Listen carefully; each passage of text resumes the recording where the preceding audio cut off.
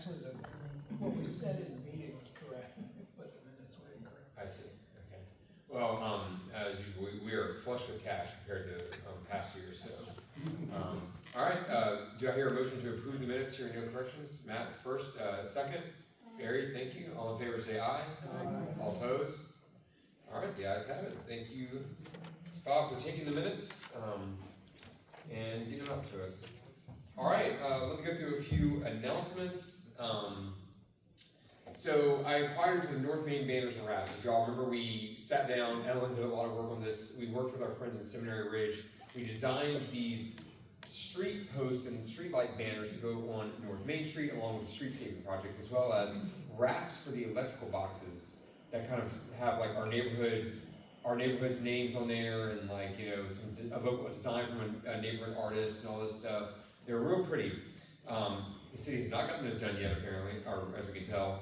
I asked for an update from Councilwoman Bustles, who for some reason is now over that. That's what Tina told us at our last meeting. She doesn't have an update yet. I talked to somebody from city staff. He thinks they should be ready to go anytime, but he doesn't know a lot of specifics, so I haven't gotten very far. But I have been asking around and pushing that issue with our city council to get that done. So, not a great update, but we are moving to try to get that done. The Sunset Drive sidewalk, as y'all I'm sure are aware, is currently being built. If you'll notice, a lot of the work they're doing around it isn't just the sidewalk. I was wondering when they announced the project why it cost $5 million for the sidewalk. It also requires them to build a bridge and then to redo some of the drainage work around the area. That's what's being done right now. That's why that road is still closed, Sunset Drive. My last update I got from Michael Green, the project manager, was that Sunset Drive would be reopened in mid-February. He also told me it would previously be open in December, so it doesn't look like they've made a ton of progress to me, but that's what he said. I'll ask for another update if we get to Valentine's Day and he doesn't, we don't see any progress. So, but that's what he told me, so that's what I got. It looks like there's progress, it's just... Yeah, they're doing stuff. It seems like it's getting messier by the day, and more stuff's being moved around, and there's more and more vehicles on the road. So that's where we are with that. But now, once they reopen Sunset Drive, there will be still lots of construction to do. The road will be reopened. I do not have a timeline for when the actual sidewalk will be built, but if I remember correctly, they told us originally it'd be done in late 2025. So that was just kind of the broad timeline for that. And then, if y'all remember too, we had an announcement a while ago about the shopping center on Sunset Drive at the top of the hill, where it meets Clement and River. That old shopping center would be torn down and built into apartments. That project is still moving forward. It was delayed by about a full year, just because of economic changes and stuff. They just, I think they were kind of waiting on interest rates or something like that. Project's still moving forward. It's gone a lot slower than they expected. No changes to the size or scope of the project at this moment. They promised they would keep us updated if they had to go in front of city council for design approval and all that kind of stuff. But that project is moving forward, so there's an update on that. Any questions about the timeline for that project? Mm-hmm. I think it might have given me a date. It was not very solid, so I didn't really think we needed to. Sorry, I was through too many emails here. He says, I'm hoping we start construction a year from now. He also said hoping, so it's not very solid. So anyway, that's where we are with that. So, any questions on any of those updates, any of those projects? Okay. Let's get to officer and committee reports. Let's start with the treasurer's report. Or do we want to wait 1 second because she just got it? It's coming. How about we go? Is Mimi here? Mimi is not here. Okay. I will tell you, for the membership committee, I kind of just threw this under membership. It doesn't really count as membership, but we did submit a grant proposal again to the Richland County Neighborhood Improvement Grant Program. As we always do, we ask for money for National Night Out, our community garden, and Bob, what was the third thing? Can you remember for me? Oh. Yeah, we did a third one. New neighborhoods or neighborhood promotional materials. So I think it was a kind of a broad, open-ended thing. I wish Mimi was here because I think she could tell you more about it. It's a neighborhood grant, and that's about $1,800. Okay. And hopefully we'll get it. That's going to be coming from the city. Okay. Yeah, the total budget for that Yeah, she asked for a good bit of money, so I do want to thank Mimi for doing a great job gathering all that information, writing that grant. That is really onerous. It drives me insane. But she's worked really hard to do that the last couple years and get our grant. She's done a great job of getting those grant proposals together. So I have no doubts we'll be awarded the money. I'm not really worried about that. We will keep you updated when we find out whether we get the award. I'm ready whenever you are. All right, treasurer's report. Okay, treasurer. Our current balance is $5,785.41. We had about $40 in, I'm not counting the stuff that was collected at the door. We had about $40 in membership come in, and we had 3 checks go out for people that purchased things for the holiday Christmas party, which I heard was wonderful, but I wasn't there. And our other expenditures, that was all of our expenditures for December, was the 3 checks and the income. No, it's still $35 out. You still owe me $35. Okay. All right. Well, let's. Let What me do know what for. Yeah. What's outstanding? You have oil, gas. That's for the Christmas party. No, that's national night out. Oh, that's national night out. Okay. Well, get with Elizabeth and She should have that, I gave it to her. Okay. Well, y'all have to figure that out after the meeting or something. Yes. Whatever y'all need to do to get that worked out. All right. Any questions about the treasurer's report? All right. Thank you, Elizabeth. All right. The community. Betsy, do you know anything about the community garden shed plans at this point? We've had a flurry of emails about this. So. Yeah, just what we got from Betsy. Yeah, so if y'all remember, our community garden shed right over here across from Hyatt Park was destroyed in the recent storm a few months ago. We've kind of been talking about just replacing it ourselves and maybe getting some grant money for it. But we've been working with the city. Ellen, you have an update on it? I think you've been following up closely. Right, I believe the last conversation between Jacqueline with the city and Betsy was that the city is going to replace it. They are going to use their own funds, but they want to purchase something that's more substantial than what we have. Oh, good, okay. So I think it's just kind of in a little bit of a limbo, but they have agreed to do it. Right now, though, everything that was in the shed that was destroyed is under tarps. So. You know, we could talk to Lyman Munson about his buildings right there, and I believe has space. He'd probably allow, if y'all want to go put some stuff in there for safekeeping for the moment. Okay. That's probably a good idea to protect all those, I assume it's garden tools and things. It's like soil enrichment and tools, mostly. Okay. All right, any questions about the garden shed? All right, we'll keep working on that. Betsy's kind of been leading that effort, and Ellen and Bob, I know, have been keyed in on it very closely as well, and Janie, so thank you for y'all's work on that. And Basil. And Basil. Yeah. All right, probably don't have one, but is there a National Night Out Committee report? Yeah, we're registered for this year for October the 7th. We already registered, so that's the date we gave up. And also working on the seal from Family Dollar and AT&T, they supposed to send some money. I'm checking, see if they're gonna send some money for the next. Okay. Thank you for jumping on that so early, Pat. We appreciate you just having finished all that work to do National Night Out, late this past year to go ahead and get it ready for the next year. Appreciate that. But you said October 7th is the date for this time? That's the first Tuesday of October. Go ahead and put that on the calendars. October 7th, our next National Night Out. Thank you, Pat. All right, Beautification Committee. Do you have anything, Janie? Oh, yeah, we had several, reports on the code enforcement. He had baby this, last Friday, and so he said he would have to work on a lot of that this week. But he had 5 different areas that we wanted to work on. Okay.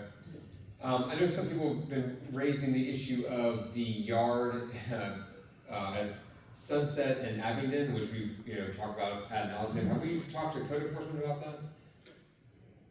Sunset, well, yeah, I had spoken with them earlier, remember, and,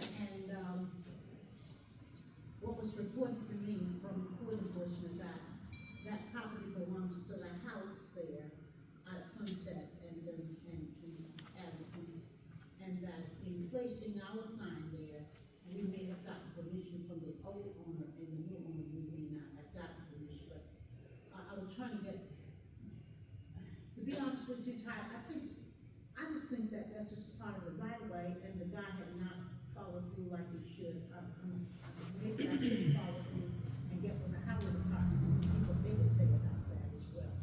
Because I don't think that yard goes all the way out to Sunset, but that's what I was told by code enforcement, that belongs to the property. I imagine it does, but we do have a right of access to the sign, I would assume, since it's our sign, we own it, but, so that's like called an easement, basically, so like he owns the land and is technically responsible for keeping it up, or he or she, whoever owns it, but then we have a right to go on the property to our sign, at least. Unless you have something in writing to that effect, he told me that we may have verbally spoken with the old owner or the owner of the property, but unless we have something in writing to say that we can put that sign there and they will maintain it, that's the argument he had with me. And I was saying, I just don't think that where the sign is located, that it was, part of the property owners, but again, that's an argument that I had with him, but I could probably, if you want me to do further, work on it, I can call the highway department and ask the highway department to come out there and see whether that's part of it. Well, how about let's work with the city, because the highway department's not gonna come clean the yard up, so maybe the city though, since it is in the city and I mean, to me, whether they have access to the sign, we don't need them to go to the sign, we need them to tell that man to clean his yard up, basically.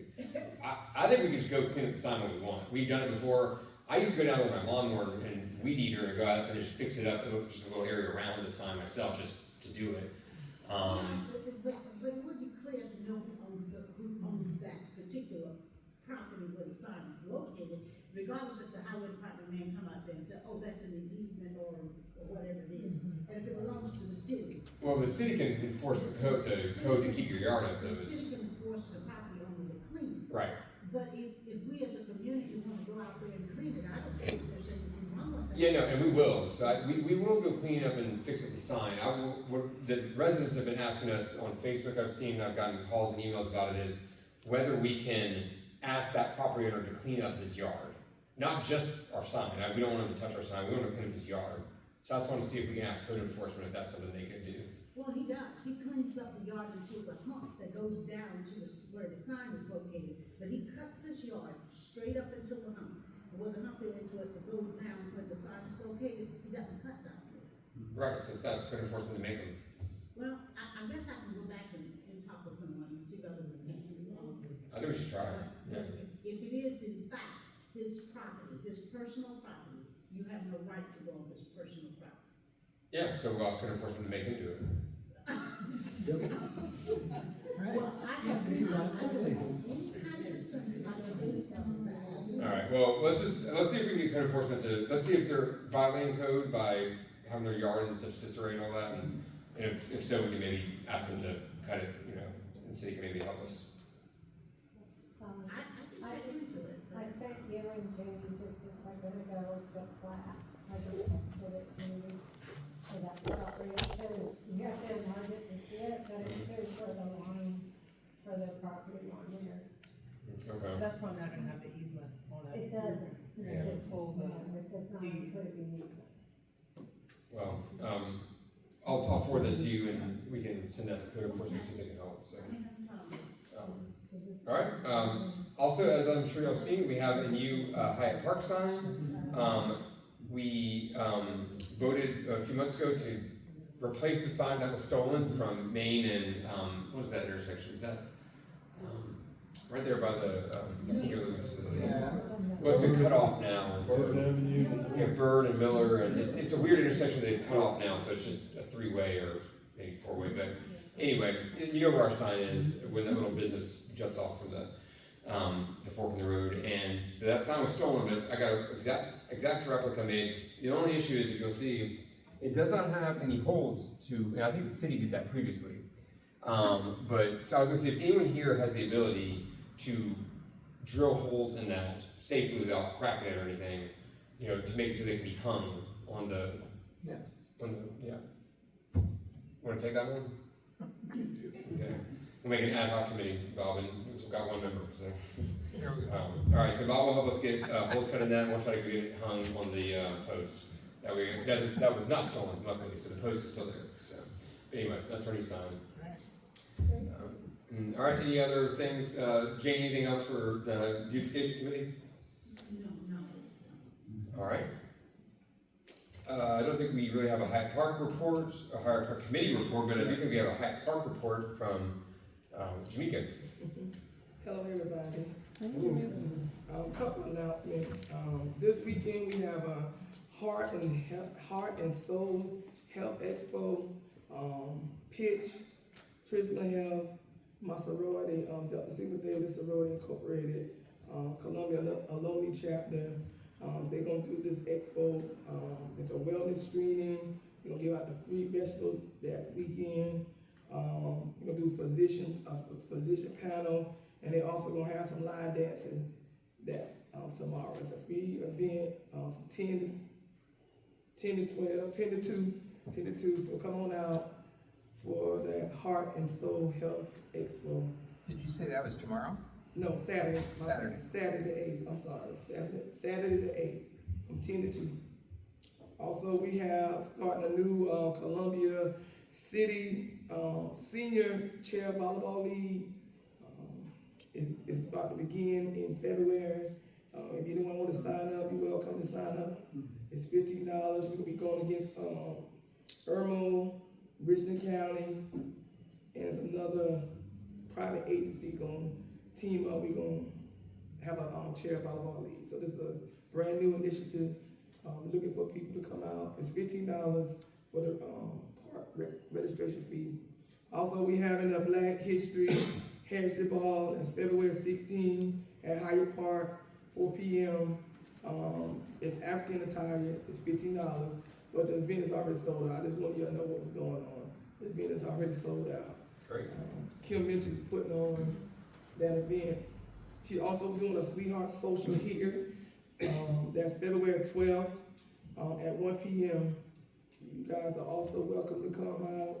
You're welcome to come to the print building. Also this year we're doing T-ball and Coach's Pit. We do need some young, if you know anybody want to coach, let me know.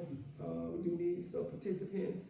So you know anybody that wants to sign up their children for the T-ball Coach's Pit League. It is a $25 registration fee. One more thing. We also, Service Connect, we're doing the Empowerment Peace Walk. That is on February 23rd, Sunday, February 23rd. We're gonna start at Earlwood, and we're gonna go through the neighborhood and end up at the park for a big block party. So you all guys are welcome to participate in the Empowerment Peace Walk with Service Connect. And then we're gonna have a lot of vendors and food and activity ending up at the park. That's a Sunday, start at 12, start at 1, but we're meeting up at Earlwood at 12.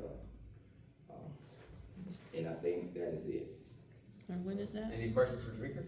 When is the Peace Walk? Peace Walk is that Sunday the 23rd, February 23rd. What time? It starts at 1, but we asking everybody to try to get there around 12. So we're gonna walk from Earlwood. Ms. Pat graciously came up with a routine, a route that we're gonna follow through the neighborhood and gonna end up back at the park. And they're gonna have a big block party. Churches, I know local churches is involved. A lot of Richland County council members are there. There's a lot of people now doing this Empowerment Peace Walk. So they're asking the neighborhood to try to get involved as well. So if you want to do the Peace Walk, you're welcome. Just let me know so I can let Erica know that we got some participants for the walk. Anything else for Jamaica? All right, Veronica, do you have anything for question? Yes, I did read on the paper the information about the GoRed. GoRed is gonna be Friday, that's gonna be the press conference at City Hall. Community press conference as well as the American Heart Association will be there, and we'll do the community photo. And because it's Heart Healthy Month, we're gonna be having an event on, Saturday as well. We're gonna do our second annual Jumpstart Your Heart. Christmas is gonna be everywhere on Saturday. You're gonna get Drew Robinson with us. So we'll be there from 11 to 2. Paul Fitness will be there, Jamie Scott Fitness will be there, and we will also have Zumba, yoga, and HIIT. And it's also kids friendly, so the children can come out and do the three-legged race and the ball leg and all of that. That's gonna be from 11 to 2 on Saturday. Also, if you know of any person who graduated last month or someone who be graduated in May, next week, we're going to be having a retention fair at the convention center, partnered with the Chamber of Commerce. We are trying to retain our talent here in the city of Columbia. We have all of these universities, and they go outside the city of Columbia when it's time to branch out in their career. So if you know of anyone who is interested, even if it's just an internship, to check it out, we will be having a retention fair at the convention center. Lastly, this came out, and I didn't make any copies, I just have this. Last year, when the mayor started with the Instacart for persons who live more than a mile from a grocery store, we will be doing it again this year, and we have 80 slots. So we have 80 slots for the GAP program. So this just came out this afternoon, so if you know of anyone who is in need of fresh fruits and vegetables, we can partner with Instacart, and we have 80 slots, that's it. And this is the GAP program. That's wonderful. How does that work? There is a telephone number where you can call, they have a customer care number, 833-285-2000. And it will ask for 3 series of questions, and we'll be able to qualify your call. Give me that number again. 833-285-2200.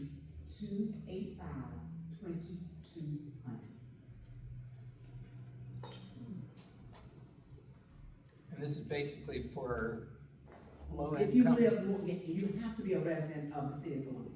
Right, and you have to be in a food desert, you If have you to live be more low than 1 mile from income. a grocery store, yes. Yeah, and so, anybody who is, particularly if they're housebound or Yes, because mobility what- you can impaired. order it online. See, this is really gonna be Yeah. for people who really don't even have transportation. If they would have been having to catch the bus or Uber, or get a family member, or pay someone to take them, like I'll take you today, but then in the last minute, like, no, I'm not gonna be able to take you, but you're still gonna need your fresh fruits and vegetables. So this partnership, you would be able to do it online, grocery delivery of choice, your choice.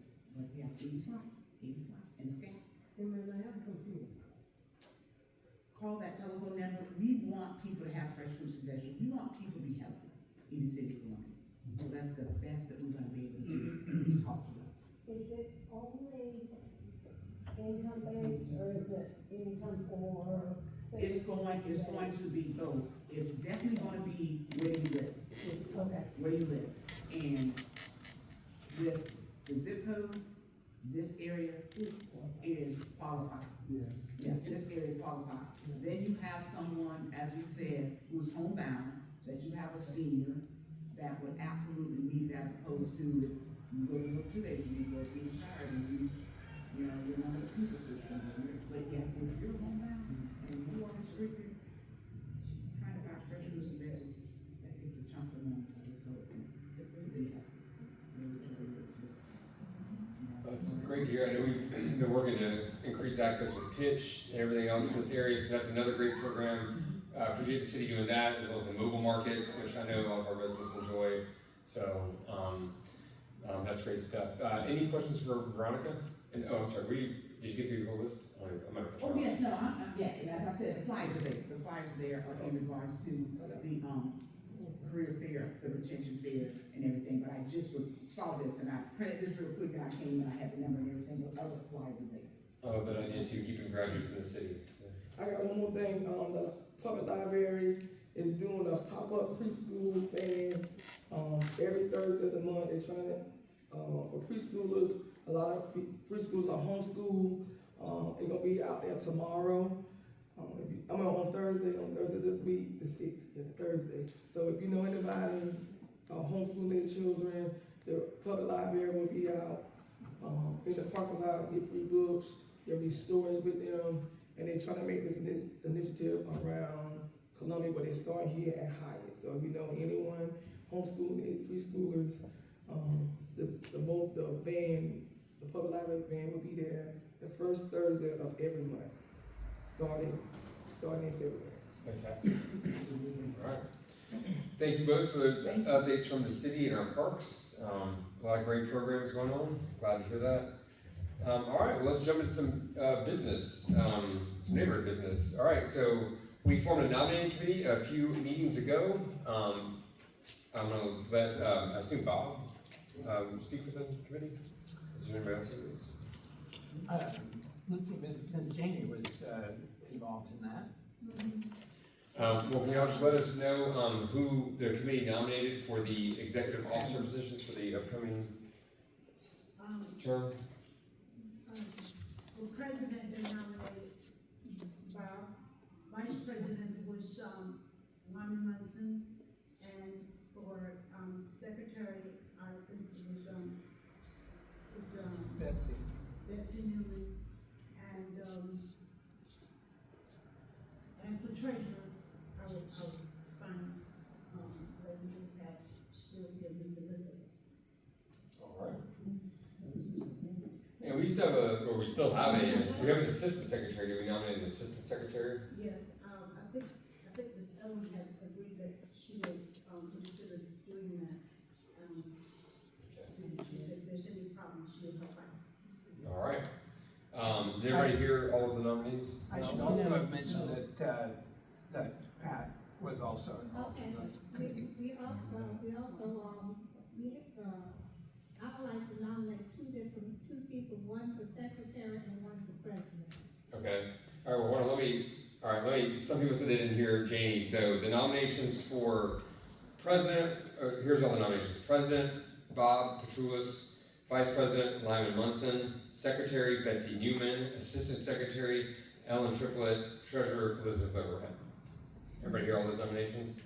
So that's who's nominated. That slate will go to be voted on in the February election in our February meeting, which is later this month.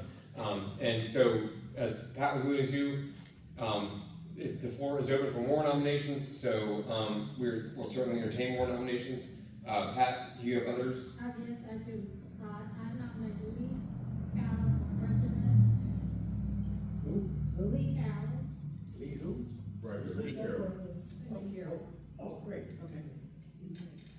And nominate Debbie Belsinger for secretary.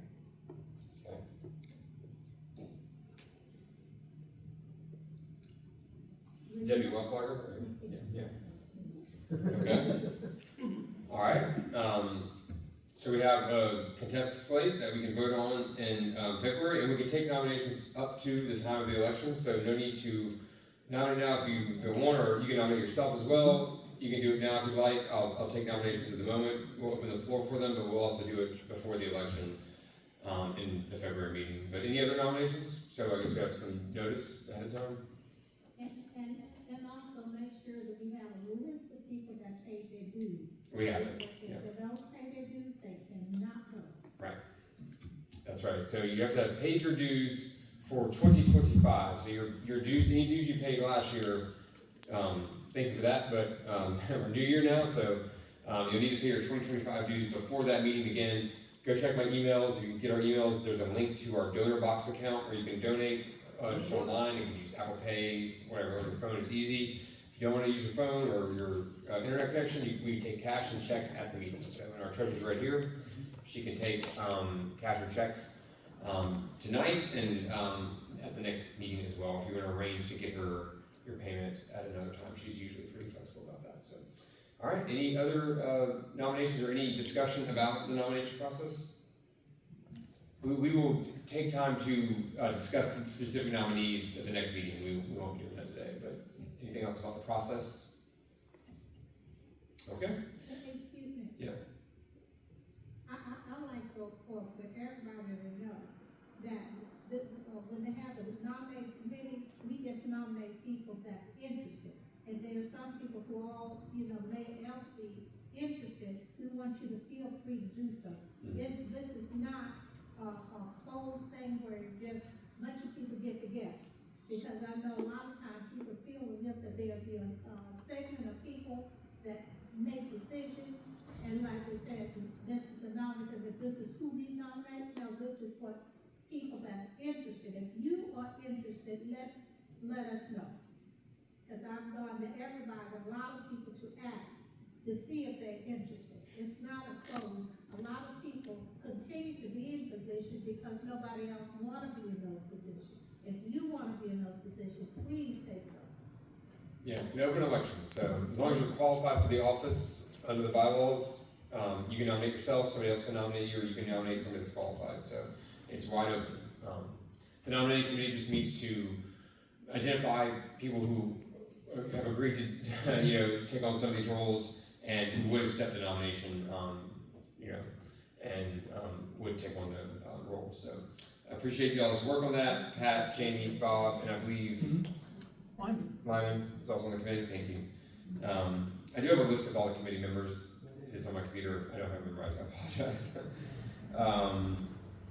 And so with that as well, so as I've said too, I'm gonna step down myself, after our February meeting, hand it over to our new president, get that person ready, and I will be here to serve as, in any way I can to help the organization, but my new job responsibilities, I just can't take on that workload anymore. So I do appreciate everybody that stepped up to be nominated and to take on these roles. I'm here to help them, but I won't be taking on or running for a position for this upcoming year. So we do need more volunteers. It's a good bit of work we do. We've done a lot with the Neighborhood Association, so I appreciate all y'all that have stepped up to take on leadership roles. It's really helpful for everyone. So, all right, let's go to our next point of business. Barry, I know you've been waiting 3 months for this. So, the Lutheran Seminary property. If y'all were aware, the Lutheran Seminary down the street is going to leave Columbia.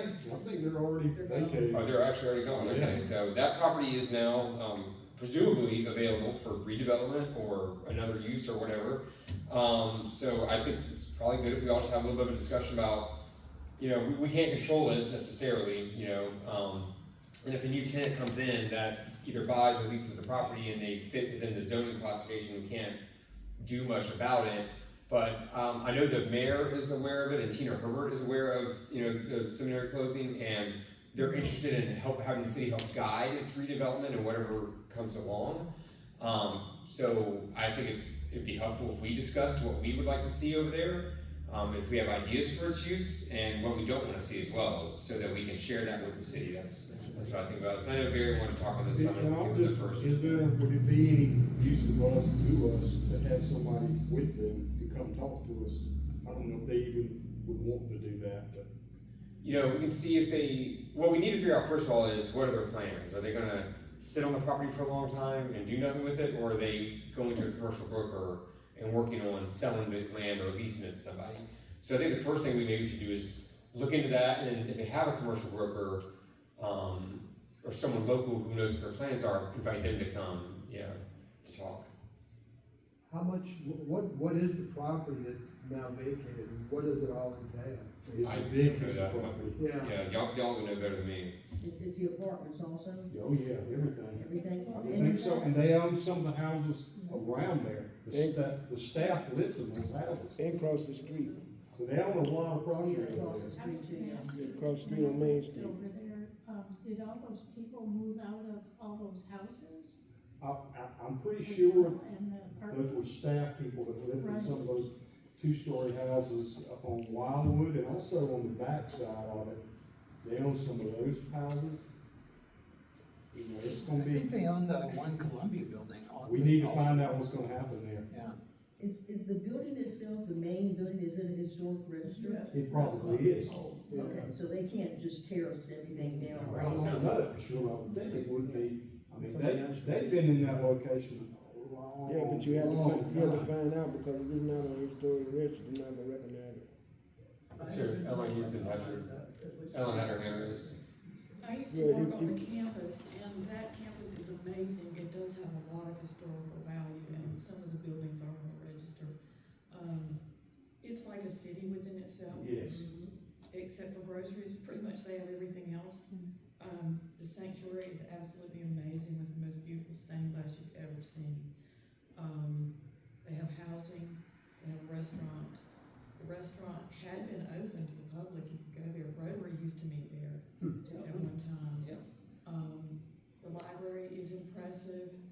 I worked for the archives, which was downstairs. To my knowledge, the archives is still in that building because they haven't figured out. The archives wasn't part of the seminary per se. They're part of the Lutheran diocese, for lack of another word. So they're still looking for another place. Last thing I heard was 2 different religious organizations had been looking at the property, which would be, of course, a perfect fit. But if it doesn't, if it goes to a for-profit, it could be a little self-contained city. It's beautiful. Yeah. Yeah. I know we all want to protect the character. You know, the one thing about this area, I think people don't realize, I often have friends that don't live in this side of town, and usually I'm going back and forth in the car towards downtown, but when I take them up this way, past this way, they are always stunned by how pretty this part of the city is. And so I agree, we should make sure we can preserve the architectural. You have to be concerned that could turn into rental properties. Yeah. And all that. The other thing of interest on that campus, and it was discussed a little bit, I think, at the Christmas party, people were talking about it. Former Councilman Sam Davis does metalwork. Yeah. And the seminary hired him to do some of their gates there. It's been asked if the neighborhood association or if the city would be interested in saving those gates and placing them somewhere. And I guess that would depend on who's looking at buying the property. But the gates are associated with the housing on site, not the off-site houses. But those are 2 different apartment complexes. And also, there's a big brick house right across, like as you're going towards Gibbs Elementary, that was the president's house. They've got a lot of property there. They really do. I just don't want it to be additional housing for USC. I mean, that influx out here, I wouldn't think that would be cohesive to our neighborhood. Is there a way to find out how much of the housing they own around that campus? You know? It's like 18 acres, isn't it? Isn't it like 18 I or don't 20 know. something acres? I know they own a lot of the houses. Yeah, well, and I found one of the easiest things and advice for whoever takes over this job after me, one of the easiest things I found is, you just call people in the city, they'll just talk to you and tell you about all the stuff they already know. They're public servants, they're not supposed to hide anything, they're supposed to share with us. So I'm gonna put in a call to the planning department, I'm gonna start there, see if they know anything. Who's that? Assessors office. Alright, now let's figure out kind of if there's any development plans, what's going on, how much property is affected, and what the city's role is, so. I mean, they've already shut down, haven't they? Didn't they move out Oh, before yeah. Christmas? Or Yeah, right after they're Christmas? long gone. You can also check with OBS. Office of Business Developer, Office of Business The Opportunity. pastor of our church went up there about a week ago, and he said, trying to go in the library, and they were already packing stuff up, so if that's happening, I wouldn't think any of the students live there now either. I don't know, but they're probably gone. Well, and I will say too, just from our local businesses, losing all those people that are working and living around the area would also be a tragedy if we don't replace the folks that are there with humans and customers for our businesses. And we don't want abandoned properties around our neighborhood either for too long, so. Excuse me, why are you, talking to code enforcement that, old grocery store there for Clement Road? I don't know if you're aware or not, but if you look at the right-hand side, the whole ceiling is tore out. They had a volunteer fire department come over there and they knocked all the ceiling out. On purpose? Oh yeah, they was doing training. The Oh, whole, really? the whole Yeah. ceiling is gone and the back end is gone on the right-hand side. That's not great, is it? No, it's not. Huh, okay, let me look into that.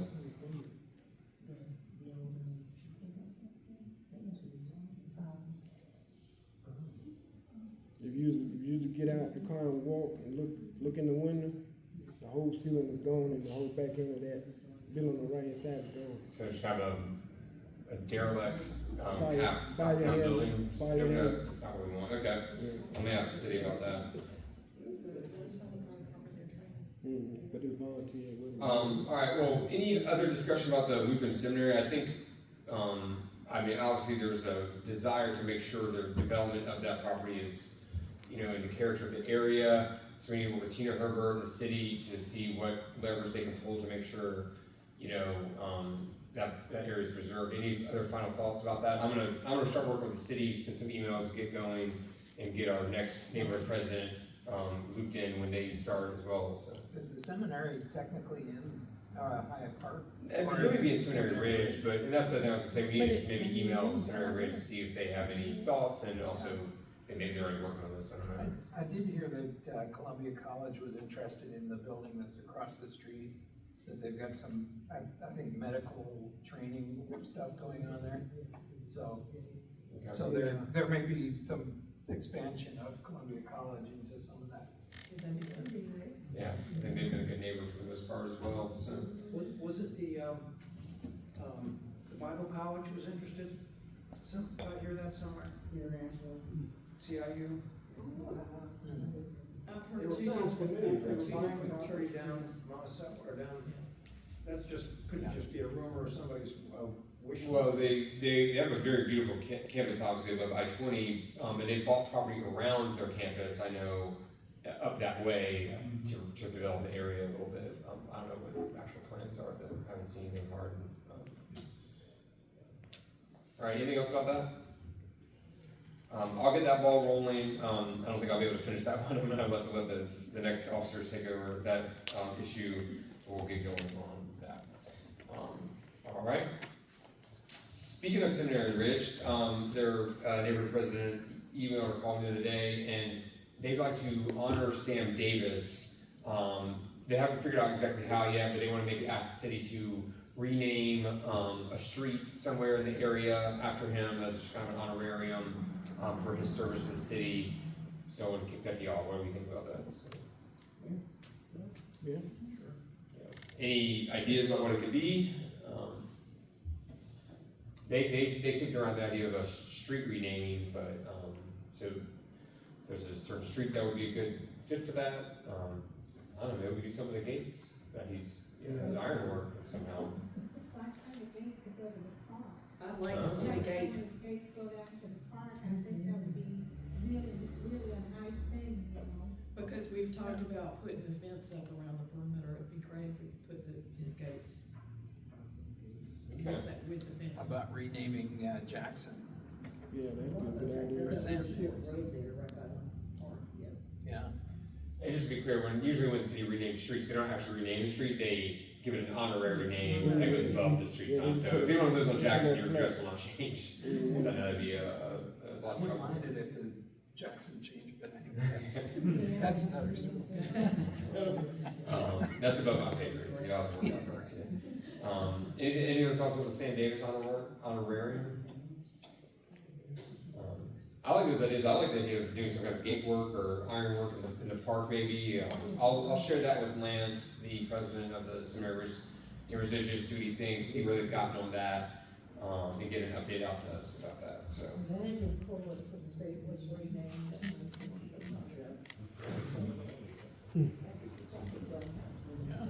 Sam Davis Drive, Sam Davis Way. All right. Y'all, we might actually get out here at 8 o'clock. How about that? Probably shouldn't speak too soon. All right, I ran into the owner of Peak Drift at a holiday party by just happenstance. So, talked to her for a while. She's very friendly. You know, she assures me you know, still would love to one day do a restaurant and the full thing, but that's probably not gonna happen anytime soon. And that's, you know, just, business plans change because of economics and stuff, so, so I don't wanna kill the vibe of the party, so I did not demand that she clean up the property, but I'm gonna circle back with her now that it's the new year. Ask her if she can do that and what they can do to maybe fix the property up a bit, because that was our discussion last time we talked about this. You know, and I'm just gonna try to keep dialogue with them. So I'm kind of on the way out here, but I'll hand that over to our new neighborhood president and new officers and keep that conversation with her going. Her name is Sarah Middleton Stiles, by the way.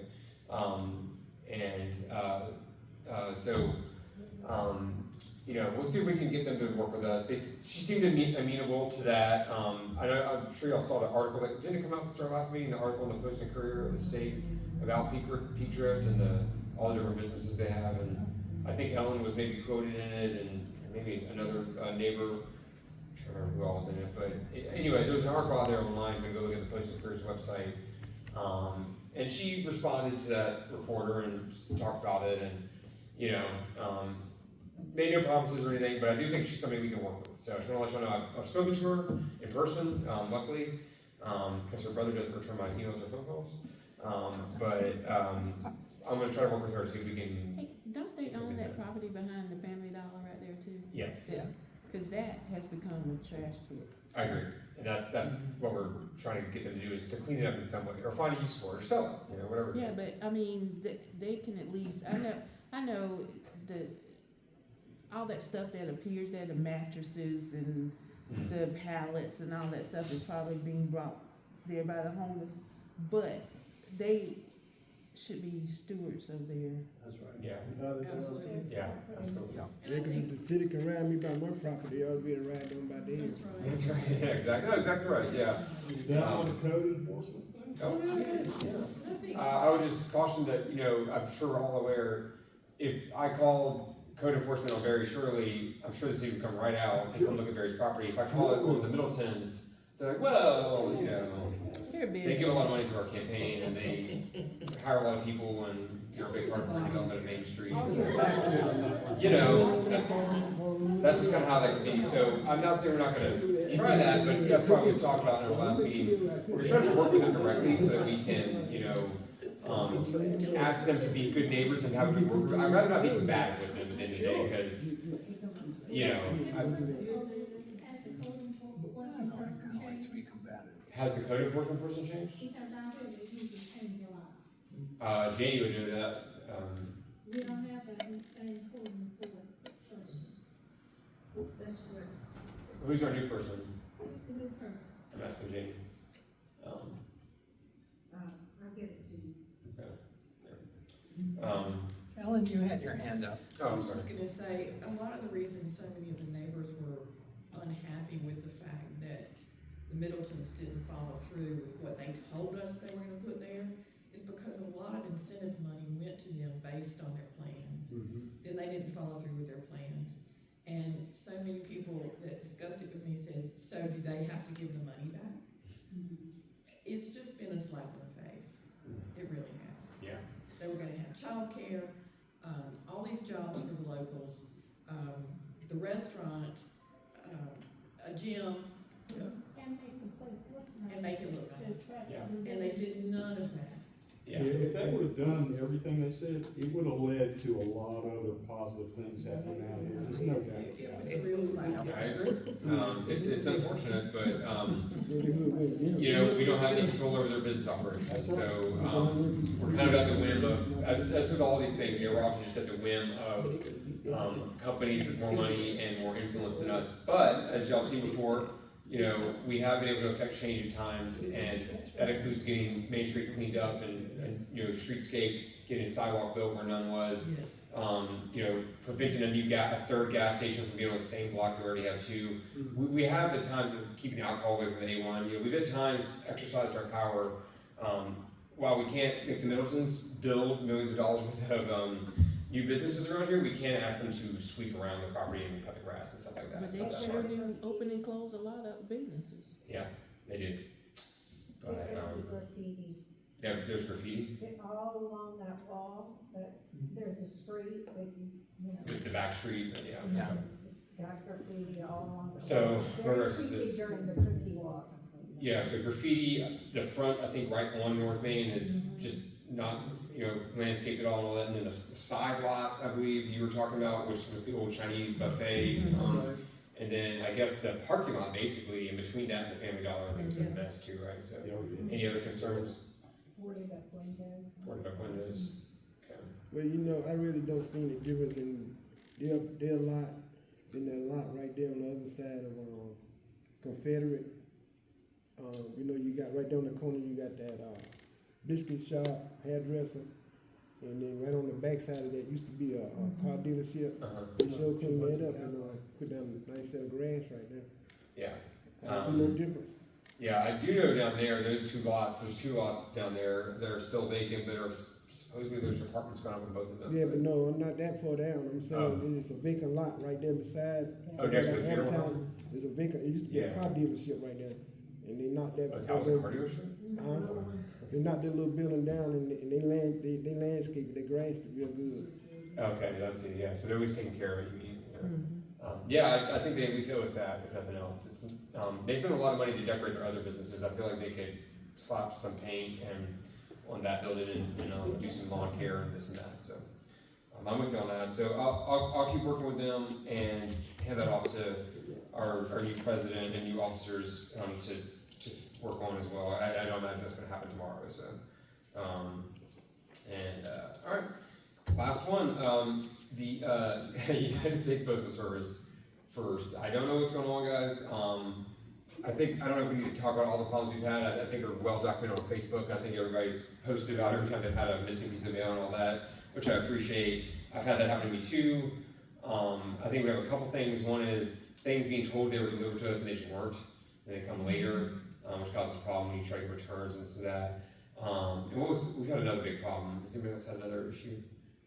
I was gonna tell you, I was standing in line at the post office, mid-December, and there was a whole bunch of people in front of me, and that poor guy there, because they were all getting these alerts, via text or email, telling them that their package,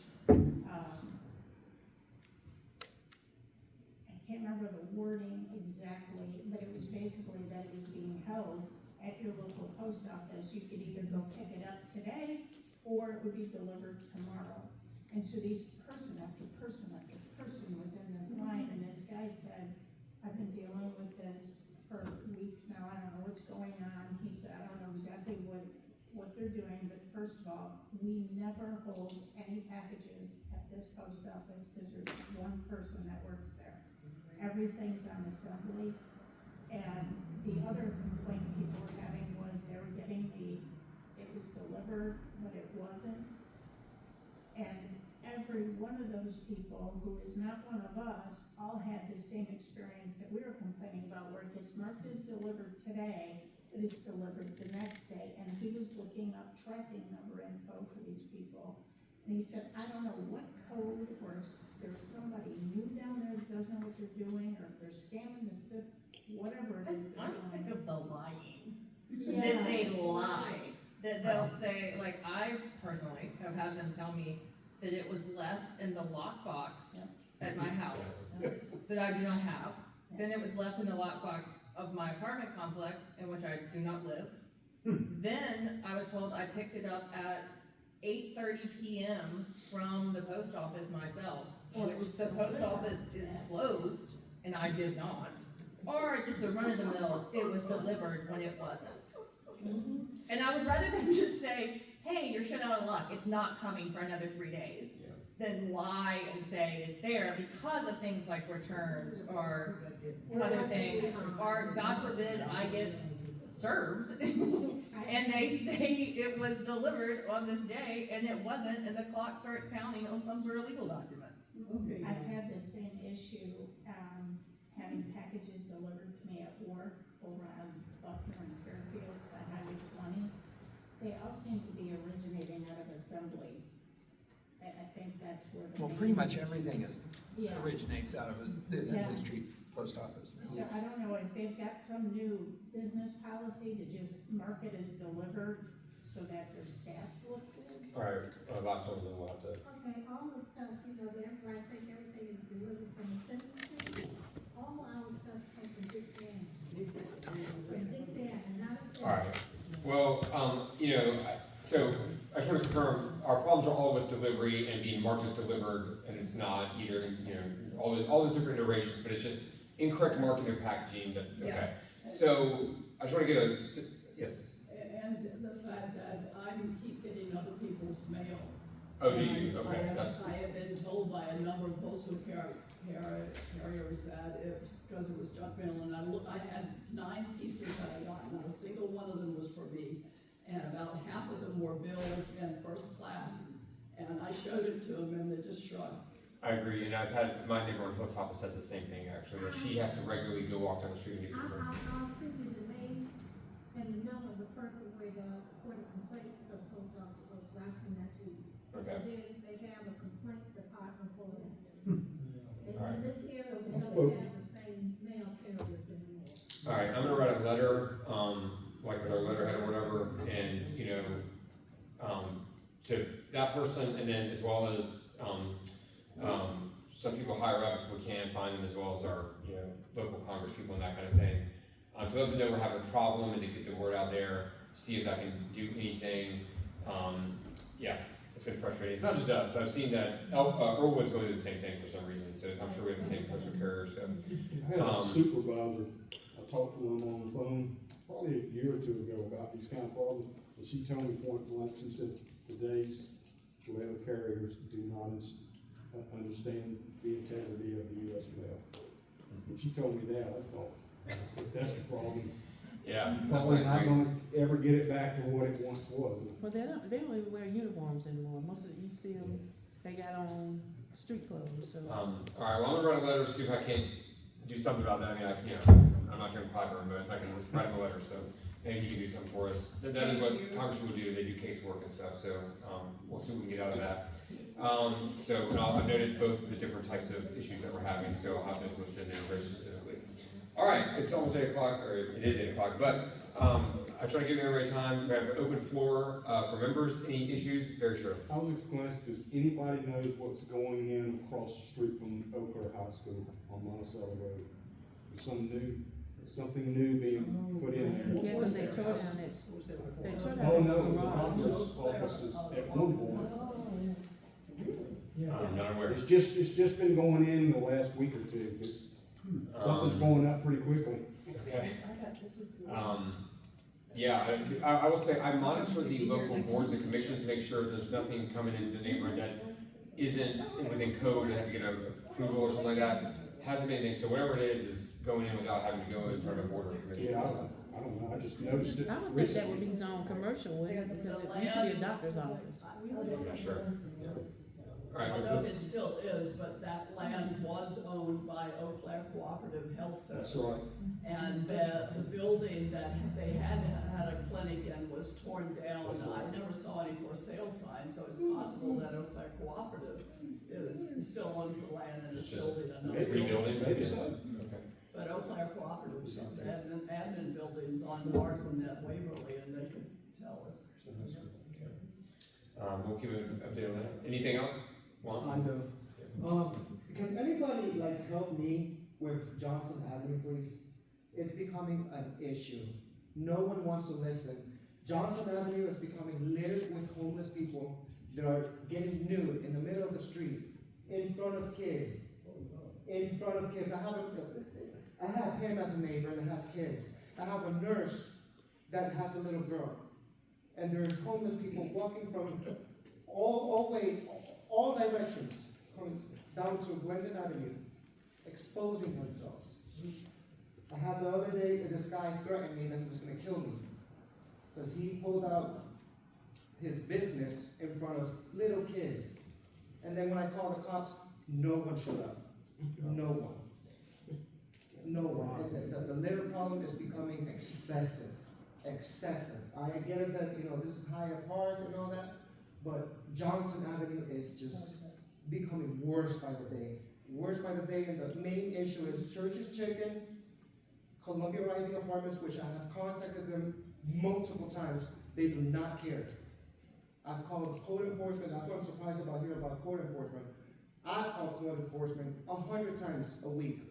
They have not come because my street, where I stay at, right behind churches, the houses that they're renting, is becoming a junkyard.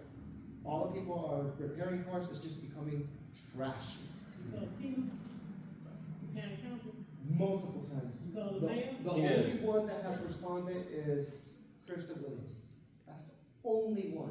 Alright, for the litter issue, send me the addresses and I will email code enforcement myself and ask them to come look at them. I've contacted code enforcement, it's mainly the lot that's behind Church's Chicken. No one knows who owns that place. Yeah, it's becoming an issue. I fear that, if a person exposes themselves against kids, that's a pedophile. We have a pedophile issue in our street. Yeah, so the police not coming, that's not good. And obviously we didn't have law enforcement here tonight, but I will call our region commander and ask him to look up, one, why that call wasn't answered, and two, make sure they increase patrols. Do you have any more, I know you probably don't have an idea or anything. Do you have any description of the guy? I have pictures of the guy, but it doesn't really capture his face. Because that's what they're gonna ask, the first thing they're gonna ask is who it is. And also, you said this homeless issue's been increasing. Do you know where they're coming from or where they're going? Because this is kind of hard to be from where? They're coming from downtown. They're just walking up the They road. got pushed out of downtown, they're coming up this. Yeah, Okay. exactly, yes, that's the issue. Yes, Lord. Every day. I will.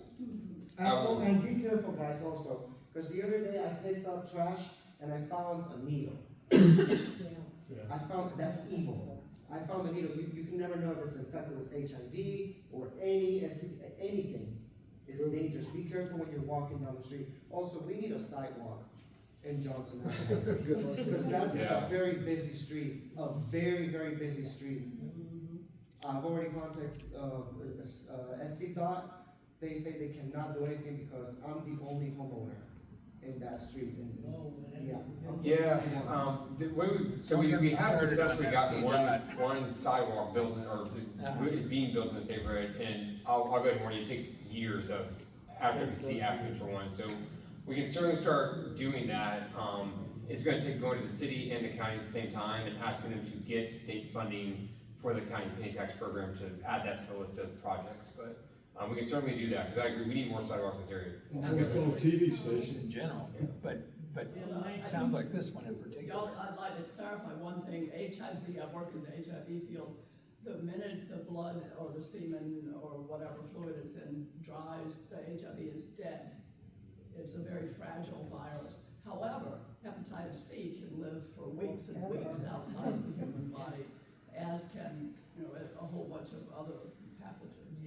But HIV, thank God, if the fluids dried up, the HIV is dead. Well, it was just an example. Needless to say, someone is throwing needles. Yeah, They're doing everything. Condoms, everything. No one knows who's the owner of that property. I've been 2 years now trying to figure out. I've been told that it's the guy that owns the chiropractor place right down here, but no one knows. And Have you looked on Richland County GIS? yes, I have. What's it say? It doesn't say anything. Oh, there. Doesn't say anything. Everybody down that street, no one knows the owners. I don't know the owners of the houses. I have my neighbor, there's a tree that's sick and there's whole limbs falling on top of the house. I don't know the name, the owner of the house. And the renter does not care. That's also the problem with landlords. We do have a landlord database now though in the city, so do you know the address? Yes, there's a house next to mine. Send me an email with that address. I got the issue with a lot and all that other stuff, but if you see issues like that at a specific address, that's 100%, there's two ways to attack something like that. We have a property manager database now in the city. So the city is supposed to be, when issues like that come up, go into the property manager, to the owner, and asking them to remedy things. When they don't, they have a system to find them. And the second one is also just code enforcement. So that's just a simple code enforcement issue. They're letting a dead tree fall over a house. So give me those. Janie has very good success working with code enforcement and getting issues addressed when we send them specific problems. So she's very good about that. So send me that address. I'll work on that, and I'll I'll talk to our city police about not responding to calls in the area, and specifically about the homeless issue, and is also that the homeless people are going to that lot behind the Church's Chicken, and, yeah. So then they The need, smell of weed and Yeah. meth sometimes around the area in our street is horrible. And I've called the cops about it. They don't do anything about it. okay, It's putrid how the smell of weed is, it kicks your nose hairs yeah. in the I'm air. with you. It's awful. And it's mainly coming from Columbia Rising apartments and the people that live down on the railroad tracks. Okay, and the people that live on the railroad tracks, have a specific address or apartment complex? The Latimer apartments. Lattimore. You know, I said this earlier today, but, I would like to do a little neighborhood walk. I'd like to go down and see that place, Moved out until they wanted to. you know, because I haven't been over there. I don't know what it looks like, and I'd love to call up. Certainly the police need to respond to citizens when they have concerns, so that not showing up is a problem. So we need to ask the city to do better at that, and then go specifically check on the specific issues Juan just raised, because that's unacceptable if they're not showing up, obviously, to hear people's concerns and do things, so. I'm saying, you know, if we got Oddity or Tina or somebody to go over with us and just take a look at it, you know? And, you know, not just record it, but actually, TV station, get them on it. yeah. Alright, so I have a few things to do with that, so we're gonna address one, we'll work on that. Anything else before we wrap it up today? Something else that was mentioned in that Facebook response was putting a trash can in that area. Oh, on Yeah, Johnson I Avenue? mean, 'cause, okay, so obviously these people have a lot of trash. Oh, it's having a city If the trash city can could place? Put a large trash can there, maybe then at least some of them would throw their trash in the trash. Yeah. I don't know what the process is for getting a city trash can placed, but we can I'll certainly ask about that and see if what the process is for that. You know, I mean, it can't be hard, it's just a request to make, so, let's see about that. So far out to those yellow shirt They people use the come. poop They station. don't go past Elwood Avenue, or well, they But they do do- apparently, but they don't come up here, yeah. I think they come down as far as like Confederate, you know, Yeah. but They did extend them recently to the, yeah. but, Yeah, I mean, because the influx of cause downtown, they're pushing the homeless this way. I think it's possible the yellow shirts are being extended up that far is maybe the reason we're Yeah, getting more yeah. now, it's possible. I do find out there's not a lot of, I don't think there's any services up here for them, so I wonder if they're just looking for lots to sleep in. To sleep in. so Deb, were you bringing something up?